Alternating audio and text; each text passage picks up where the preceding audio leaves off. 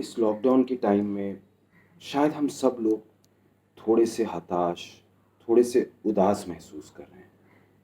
और ऐसे में रूबरू थिएटर का ये एक प्रयास कि हम सब अपना-अपना एक्सपीरियंस शेयर करें और इससे शायद अगर किसी एक भी हमारे कलाकार दोस्त को थोड़ा-सा प्रोत्साहन मिलता है, थोड़ी-सी खुशी मिलती है, तो मेरे ख़्याल से ये मेरे लिए बहुत सौभाग्य की बात होगी। और इसके लिए मैं काजल सूरी जी का बहुत-बहुत धन्यवाद करता हूँ कि उन्होंने ये इनिशिएटिव लिया। नमस्कार दोस्तों, मेरा नाम निखिल दीवान है। मैं तकरीबन पिछले 35 साल से कला के क्षेत्र से जुड़ा हूँ। मैंने थिएटर, मैंने television shows, films, TV anchoring, live shows सब किया।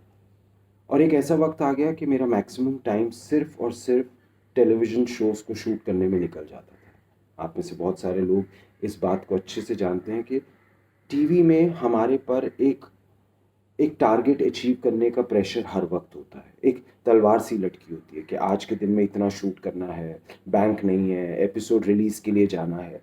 तो ऐसे में आप जब भी अपने सेट पे जाते हैं, अपनी कॉस्ट्यूम पहनते हैं और अपनी लाइनें बोलते हैं, सीन ख़त्म करते हैं और आ जाते हैं। सीखने, सिखाने का, समझने का, अपने किरदार को समझने का, वो सब मौका चाह कर भी नहीं मिलता है। शायद इसीलिए आज के टाइम की जो टीवी शोज़ हैं, वो जैसे ही ख़त्म होते हैं, लोग उन्हें भूल जाते हैं।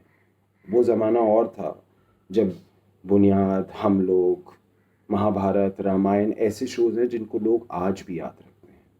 खैर, फिर एक ऐसा वक़्त आया कि मुझे ऑल इंडिया रेडियो में जाकर ऑडिशन देने का मौका मिला। मेरा एसोसिएशन ऑल इंडिया रेडियो से बहुत पुराना नहीं है। ये बात होगी तकरीबन 2013 की। मैंने जाके ऑडिशन दिया। ऑडिशन देने के बाद मैं वापस बॉम्बे चला गया।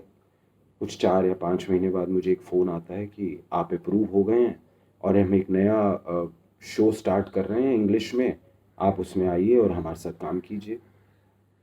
उस वक़्त मैं बॉम्बे था तो मैंने कहा कि अभी तो मैं नहीं हूँ, मैं जब भी वापस आऊँगा तो आके आपसे ज़रूर मिलता हूँ।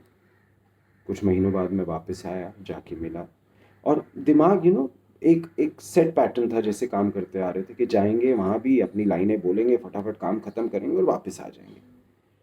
लेकिन ट्रस्ट मी, जब मैं ऑल इंडिया रेडियो पहुँचा, तो वहाँ का एम्बियंस, वहाँ की वाइब्स इतनी पॉज़िटिव, वहाँ के लोग, वहाँ कोई जल्दबाज़ी नहीं थी, कोई टारगेट अचीव नहीं करना था। वो वो जल्दबाज़ी किसी में नहीं थी, जो मेरे लिए बहुत नई चीज़ थी और बहुत ही अच्छी थी, जो मुझे बहुत ही सुकून दे रही थी, शांति दे रही थी। हम लोग बैठे, हमने रिहर्सल की, एक-दूसरे की गलतियों के बारे में बताया। सीनियर जूनियर को बता रहा है, जूनियर सीनियर को बता रहा है। वहाँ पे कोई किसी की ईगो प्रॉब्लम नहीं लगी कि ये मुझे क्यों बता रहा है, ये मुझे क्यों नहीं बता रहा। हाँ, वहाँ सबसे जूनियर मैं ही था, क्योंकि मेरा फर्स्ट टाइम था। लेकिन वहाँ कुछ ऐसे लोग भी थे जो मेरे से उम्र में शायद आधे थे, लेकिन फिर भी वो मेरे सीनियर थे। और उस दिन मैंने ये सोचा कि अब मौका है निखिल तुम्हारे लिए।